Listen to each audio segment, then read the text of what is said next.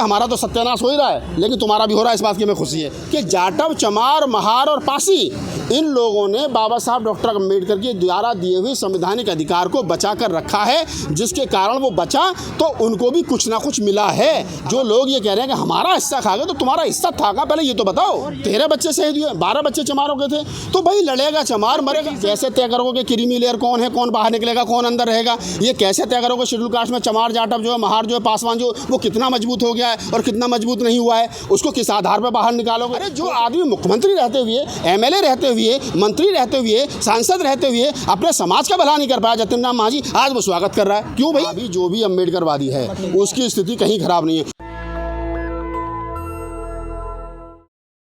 और जो वाल्मीकि समाज के हमारे भाई, छोटे भाई, नासमझ भाई इस बात को कह रहे हैं कि जाटव समाज या चमार या महार या पासवान हमारा आरक्षण खा गए, उन तमाम साथियों को मेरा ये कहना है कि पहली बात तो ये है कि संविधान में क्या जाटवों के लिए अलग आरक्षण था, चमारों के लिए अलग आरक्षण था, पासवान और महारों के लिए अलग आरक्षण था? तो शायद नहीं था। जब अलग आरक्षण उनके लिए था ही नहीं, जब SC ST का टोटल शेड्यूल कास्ट और शेड्यूल ट्राइब का 22.5% आरक्षण 15 + 7.5 है, तो इसमें ये कहना कि कौन किसका खा गया, ये मैं समझता हूँ एक ऐसा मतलब जवाब है या एक ऐसा सवाल है जो मूर्ख आदमी कर सकता है। जब एक जगह 100 रुपये रखे हैं और 100 रुपये में ये पता है कि ये इतने लोगों को खाना है, तो आइए और खाइए। उसमें ये कह देना कि हमारा हिस्सा वो खा गए, तो हिस्सा तो था ही नहीं भाई, ये तो उसमें था नहीं ना कौन से किसका कितना है भाई। ये एक परिवार के लोगों का इतना हिस्सा है, उस परिवार के लोग यहाँ आएँ, वो खाएं, अब जो जाएगा वो खाएगा, और उसकी जो कंडीशन है, वहाँ तक पहुँचने की जो कंडीशन है, जो उस कंडीशन को पूरी करेगा वो खाएगा। जहाँ तक सवाल वाल्मीकि समाज के लोग ये कह रहे हैं कि जाटव समाज या चमार समाज खा गए, तो जाटव समाज ने, चमार समाज ने अंग्रेजी ज़माने में उनके पास में शिक्षा तब भी थी, उसके बाद में उनके पास व्यापार था चमड़े का, उनके महारों के पास में चमड़े का व्यापार था महाराष्ट्र के अंदर, पासवानों के पास में अपना व्यापार था, वो लोग बिजनेस से जुड़े रहे, वो लोग शिक्षा से भी जुड़े रहे। और जिन दिनों बाबा साहब डॉक्टर अम्बेडकर पानी का आंदोलन चला रहे थे, तो उत्तर प्रदेश के और ख़ासतौर से पश्चिमी उत्तर प्रदेश के जाटवों के पास में अपने पानी के 5-6 कुएँ हुआ करते थे, 5-6 बीघा ज़मीन हुआ करती थी बुलंदशहर के गाजियाबाद नोएडा के अंदर, जहाँ जिसको हम हिंदी बेल्ट कहते हैं। और जो लोग ये कह रहे हैं कि चमार हमारा आरक्षण खा गए, जिस समय पर बाबा साहब डॉक्टर अम्बेडकर शिक्षा का आंदोलन चला रहे थे, शिक्षा की बात कर रहे थे, कह रहे नहीं हमारे लोगों को शिक्षा होनी चाहिए, उस समय पर जाटवों ने आगरा के अंदर जाटव छात्रावास बना दिया 1920 में, 1919 में। तो बाबा साहब डॉक्टर अम्बेडकर जब राजनीति में सक्रिय भी नहीं हुए थे, तब जाटव समाज शिक्षा के क्षेत्र में और उद्योग के क्षेत्र में अपनी प्राथमिकता धमक जो है वो दर्ज करा चुका था। अब वो पहले से बाबा साहब डॉक्टर अम्बेडकर के आंदोलन को आप पढ़िए। बाबा साहब डॉक्टर अम्बेडकर 18 मार्च 1956 को जब आगरा आए हैं, तो उन्होंने कहा है कि आगरा तो दलितों की राजधानी है, और आगरा के जाटव चमारों ने बाबा साहब डॉक्टर अम्बेडकर को 4400 रुपये की थैली भेंट की थी। तो ये कहना कि भाई जाटव चमार खा गए, तो भाई जाटव चमार ने बाबा साहब डॉक्टर अम्बेडकर के आंदोलन को जिंदा रखा है। यही तो वाल्मीकि समाज कह रहा ना, मैं कह रहा हूँ ना, जाटव चमार तो पहले से संपूर्ण था। मैं वही तो कह रहा हूँ। अरे भाई जाटव ने, महार ने, पासवान ने, बिहार के पासवान ने, उत्तर प्रदेश और उत्तर भारत के पूरे भारत के चमारों ने, महार के महारों ने बाबा साहब डॉक्टर अम्बेडकर की मूवमेंट को जिंदा रखा है। और जो लोग ये कह रहे हैं कि भाई ये खा गए, तो मैं तुम्हें एक बात और बता देता हूँ यहाँ पर कि भाई राजनीतिक आरक्षण पर भी थोड़ा सा जिक्र कर लो। अब मैं जब जाति की बात हो रही है, तो मैं जाति का जिक्र कर लेता हूँ। उत्तर प्रदेश के अंदर या पूरे देश के अंदर जितनी आरक्षित सीट हैं MP और MLA की, मुझे एक पर बताइए कि आज किसको प्रतिनिधित्व नहीं मिल रहा है। बुलंदशहर लोकसभा सीट पर लगभग 4 लाख जाटव वोट है, और वहाँ पिछले 3 पंचवर्षीय योजनाओं से खटीक समाज का आदमी सांसद बनता है, जिनकी वोट लगभग 40,000 है। तो जाटव समाज ने तो कभी नहीं कहा कि हमें सीट दो, हमें टिकट दो। राजनीतिक आरक्षण भाई ये तो वो है कि जो ठीक है वहाँ पहुँच गया वो कर रहा है। और अब ये कहना, हम तो एक बात और कह रहे हैं कि जाटव, चमार, महार और पासी इन लोगों ने बाबा साहब डॉक्टर अम्बेडकर के द्वारा दिए हुए संवैधानिक अधिकार को बचा कर रखा है, जिसके कारण वो बचा तो उनको भी कुछ ना कुछ मिला है। अगर वो बचता ही नहीं तो उनमें भी, वो जब बचता ही नहीं तो ये भी मांगने की स्थिति में नहीं होते। जो लोग ये कह रहे हैं कि हमारा हिस्सा खा गए, तो तुम्हारा हिस्सा था का पहले ये तो बताओ। और ये भी कहा जा रहा है कि जाटव चमार गलत अफवाह फैला रहे हैं कि आरक्षण खत्म हो जाएगा अगर ये फैसला लागू हो जाता है। तो अभी एक बात मुझे बताइए कि अगर पूरे 22.5% में कोटे में कोटा लागू कर दिया जाए, एसटी में से मीणा और शेड्यूल कास्ट में से जाटव, चमार और महार और पासवान को निकाल को अगर क्रीमी लेयर के हिसाब से कुछ लोगों को बाहर निकाल दिया जाए और क्रीमी लेयर पर ठीक है मीणा और चमार बाहर आ जाएंगे कुछ परसेंट, 1-2%, तो अभी तो सरकार के सामने ये सवाल है कि जो लोग क्रीमी लेयर के आधार पर बाहर आएंगे उनको कहाँ रखेंगे सरकार? उनके बच्चे पढ़े लिख करके कहाँ जाएंगे? क्या उनको जनरल में जगह मिलेगी? क्या वो जनरल में काउंट होंगे? या अभी तक तो ये कि शेड्यूल कास्ट का बच्चा अगर मेरिट के आधार पर जनरल में आ जाए तो उसको जनरल में माना ही नहीं जाता, शेड्यूल कास्ट में माना जाता। टीनेट अभी के बाद में नियम बना दिया था सरकार ने। अगर ये मान भी लिया जाए वर्तमान समय में कि चलो क्रीमी लेयर आप लाएंगे तो क्रीमी लेयर में उन लोगों को कहाँ रखोगे? पहली बात तो सवाल ये हो गया। दूसरा, कोटे में कोटे की बात की गई है, तो कोटे में कोटा अगर मैं मान के चलूँ अगर उनमें से 2% वाल्मीकि को, 2% खटीक को, 2% अन्य धानों को, 2% किसी अन्य को ऐसा बांट भी दिया जाए उसमें से, तो वो जो 2% करके 5-6% कम हो जाएगा। 15 में से सपोज करो 5% चला गया शेड्यूल कास्ट का अलग और 10% रह गया चमार के हिस्से में, तो आप मुझे बताइए वो 5% की सीट कौन भरेगा?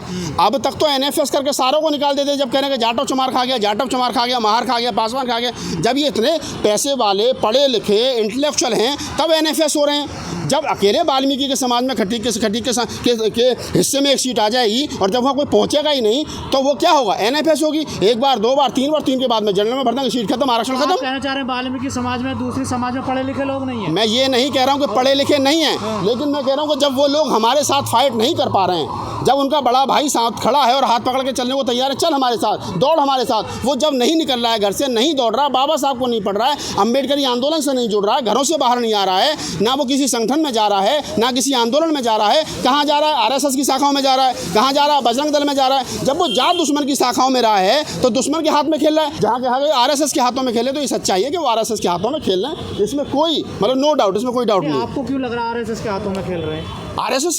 RSS यही तो चाहती है।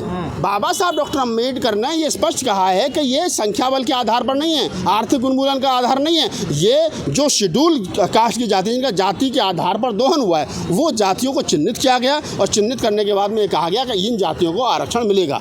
अब बाबा साहब डॉक्टर अम्बेडकर महार कम्युनिटी से थे। बाबा साहब डॉक्टर अम्बेडकर की कहीं लिखा है कि किताब में कि जब रिजर्वेशन लागू हुआ तो महाराष्ट्र के अंदर महारों को नौकरी नहीं मिलती थी, चमारों को मिलती थी, मातंगों को मिलती थी, दूसरे लोगों को मिलती थी, महारों को नहीं देते। अच्छा, तुम तो वही जो डॉक्टर अम्बेडकर के साथ लड़ाई लड़ रहे, तुम्हें नहीं देंगे, दूसरे वालों को देंगे, जो तालाब गंदा कर गए थे, जो मंदिर गंदा कर गए थे, तो वहाँ पर महारों को आज की तारीख में महार आगे निकले। तो ऐसा नहीं है। अब 2 अप्रैल 2018 को भारत बंद हुआ, 13 बच्चे शहीद हुए, 12 बच्चे चमारों के थे, तो भाई लड़ेगा चमार, मरेगा। लगाने वाले लोग भी तो आपके ही हैं। हमने कब कहा हमारे नहीं? अगर एक घर में झगड़ा हो जाए, एक मैं तो कोई बड़ा मोटा सा उदाहरण बताऊंगा आपको। अगर एक बिल्डिंग है और उस बिल्डिंग में एक परिवार रहता है, बाहर के कुछ लोग आकर के कहने लगे, किसी हमारे कमजोर भाई को, छोटे भाई को बहकाने लगे और कहने लगे, अरे तेरा बड़ा भाई तो तेरा हिस्सा खा गया, ये तो ये हिस्सा खा गया, तू अपना हिस्सा ले, और उसने लड़ झगड़ के उसमें से एक कोठरी अपनी अलग ले भी ली, तो ये क्या गारंटी है वो उस कोठरी को बचा पाएगा, उस कोठरी का रंग रोगन कर पाएगा, उसकी देखरेख कर पाएगा? क्या ये मुमकिन नहीं है कि उस कोठरी पे दूसरे लोग कब्जा कर लेंगे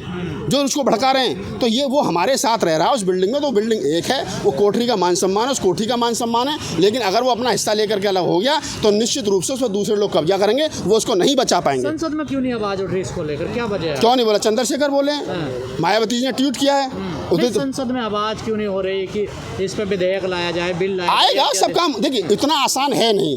ये जितने लोग लड्डू बांट रहे हैं ना कि जी नहीं हमें तो आरक्षण मिल गया, हमें तो ये हो गया, उतना आसान नहीं है। सुप्रीम कोर्ट ने आदेश दिया है, मतलब सुप्रीम कोर्ट ने राय दी है अपनी, ये कहा इसको कर सकते हैं। हालांकि उसको करना भी बड़ा कठिन काम है। उसके लिए जातिगत जनगणना कराओ, कैसे तय करोगे कि क्रीमी लेयर कौन है, कौन बाहर निकलेगा, कौन अंदर रहेगा, ये कैसे तय करोगे? शेड्यूल कास्ट में चमार, जाटव जो है, महार जो है, पासवान जो, वो कितना मजबूत हो गया है और कितना मजबूत नहीं हुआ है, उसको किस आधार पर बाहर निकालोगे? कोटे में कोटा किस हिसाब से दोगे? वर्गीकरण किस हिसाब से करोगे? तो उतना आसान नहीं है। सरकार को हजारों करोड़ रुपए खर्च करने पड़ेंगे इसको लागू करने के लिए, और सरकार पहली जाति की जनगणना पे हाथ खड़े कर रही है तो वो और जाति की जनगणना कहाँ से करा देगी? तो उतना आसान नहीं है। लेकिन फिर भी जो निर्णय आया ये गलत है, ये ब्राह्मणी निर्णय है। जो सुप्रीम कोर्ट अपने यहाँ वर्गीकरण नहीं कर पा रहा है, जो सुप्रीम कोर्ट अपने यहाँ कोटे में कोटा नहीं दे पा रहा है, जो सुप्रीम कोर्ट अपने यहाँ दूसरे लोगों को मतलब वो नहीं दे पा रहा है, जगह नहीं दे पा रहा है। चंद्रचूड़ साहब जज, उनके पिताजी चीफ जस्टिस, उनके दादाजी चीफ जस्टिस, अरे एक उनका परिवार में और दूसरे लोग आ जाएंगे।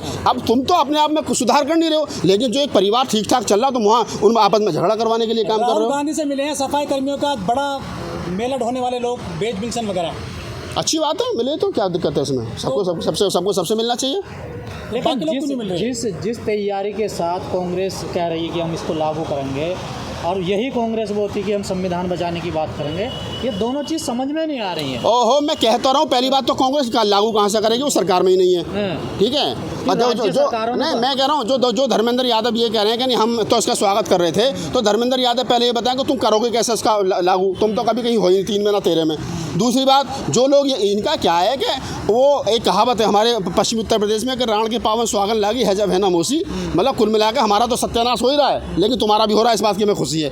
इनमें क्रीमी ओबीसी वाले अपना तो ले नहीं पाए आज तक पूरा, ये कोई झगड़ा मतलब सरकार से टकराए तो है नहीं आज तक, सरकार से ये नहीं कर पाएगी मंडल कमीशन लागू करो, 27% आरक्षण दो, हर जगह लागू करो, वो तो ये कर नहीं पाए। लेकिन शेड्यूल कास्ट को के में अड़ंगा पड़ गया, भी खुश है। लेकिन जीतन राम मांझी भी तो बोल रहे हैं ना, तो जतिन राम मांझी भी वही तो भाषा बोल रहे हैं। जतिन राम मांझी तो मैं तो जतिन राम मांझी साहब से भी कह रहा हूँ, तुम बिहार के मुख्यमंत्री रहे, 1980 से लगातार विधायक हो। जतिन राम मांझी ने कितने अपने समाज के बच्चों को पढ़ा लिखा कर बना दिया। वो मुख्यमंत्री थे तो चलो मांझी समाज के लिए एक अच्छा सा स्कूल बना देते, एक क्या नाम है 10 मांझी समाज के बच्चों को तुम विदेश पढ़ने के लिए भेज देते। अरे जो आदमी मुख्यमंत्री रहते हुए, एमएलए रहते हुए, मंत्री रहते हुए, सांसद रहते हुए अपने समाज का भला नहीं कर पाया जतिन राम मांझी, आज वो स्वागत कर रहा है। क्यों भाई, तुम तो मुख्यमंत्री रह लिए जब अपना समाज का भला नहीं कर पाए, अब तुम कह रहे हो साहब स्वागत है। किस बात का स्वागत है भाई? पर हर राज्य में हर कास्ट में अलग अलग डोमिनेट हो रहा है ना। देखिए सब कास्ट अलग अलग है। यूपी में आ जाइए तो चमार जाटव है, महाराष्ट्र में चले जाइए तो महार मातंग है, ठीक है ना। तो हर राज्य में अलग अलग है ना सारे। देखिए हाँ तो है तो सब शेड्यूल कास्ट ही ना। बिहार में चले जाइए तो वहाँ पासवानों ने चमारों को नहीं दिया कुछ भी। चमारों की स्थिति नहीं, मैं क्या कर रहा हूँ, देखिए ऐसा नहीं है कि चमारों की स्थिति खराब है। चमारों की स्थिति पूरे देश में जो अम्बेडकरवादी चमार है, अरे मैं सुन लीजिए, आपके कहने से थोड़ी हो जाएगी। चमार जाटव पूरे भारत में जहाँ भी जो भी अम्बेडकरवादी है उसकी स्थिति कहीं खराब नहीं है। और चमार जाटव ही नहीं, मैं कह रहा हूँ जो भी शेड्यूल कास्ट में अम्बेडकरवादी है, जो चमार है, जाटव है, खटीक है, पासी है, धानक है, तेली है, तमोली जो भी है, उसकी स्थिति खराब नहीं है, उसकी स्थिति बेहतर है। अगर स्थिति किसी की खराब है तो उसकी स्थिति खराब है जो मंदिर जा रहा है, जो आरएसएस की शाखा में जा रहा है, जो झाड़ू लगा रहा है, जो आज तक अपने पैसों को नहीं जोड़ा, उसकी स्थिति खराब है। नेशनल दस्तक की आपसे गुजारिश है कि अगर इसको बचाना चाहते हैं तो नेशनल दस्तक को सब्सक्राइब करने के लिए रेड कलर के सब्सक्राइब बटन को दबाएं, फिर बेल आइकन की घंटी दबाएं। नेशनल दस्तक को बचाने के लिए बहुत जरूरी है कि हर खबर को शेयर करें, लाइक करें, कमेंट जरूर करें।